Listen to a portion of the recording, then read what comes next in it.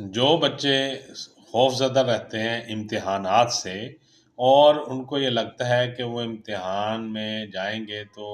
Paper सही नहीं होगा या पेपर गलत हो जाएगा, इम्तिहान का खौफ़ है, एग्ज़ामिनेशन फ़ोबिया रहता है उनको, तो ऐसे बच्चों के लिए जो इम्तिहान में बैठने से खौफ़ज़दा रहते हों और इम्तिहान का खौफ़ दूर करने के लिए इंतहाई मुजर्रब मुरक्कब मैं आपको बता रहा हूँ, होम्योपैथिक अद्वियात का 2 मेडिसिन है। होम्योपैथिक में अर्जेंटम नाइट्रिकम 200 पोटेंसी में, एथुज़ा 200 पोटेंसी में। इन दोनों को आपस में मिला लेंगे और 5 कतरे 1 औंस ठंडे पानी में मिलाकर ऐसे बच्चों को देंगे दिन में 3 दफ़ा। तो इंशाअल्लाह ताला इम्तिहानात से 2-3 दिन पहले देना शुरू कर दें, तो इम्तिहान का खौफ़ जो है वो दूर हो जाएगा। एग्ज़ामिनेशन फ़ोबिया जो है ये ख़त्म हो जाएगा और बच्चे अच्छा पेपर करेंगे इंशाअल्लाह ताला, क्योंकि उनके अंदर से इम्तिहान का खौफ़ खत्म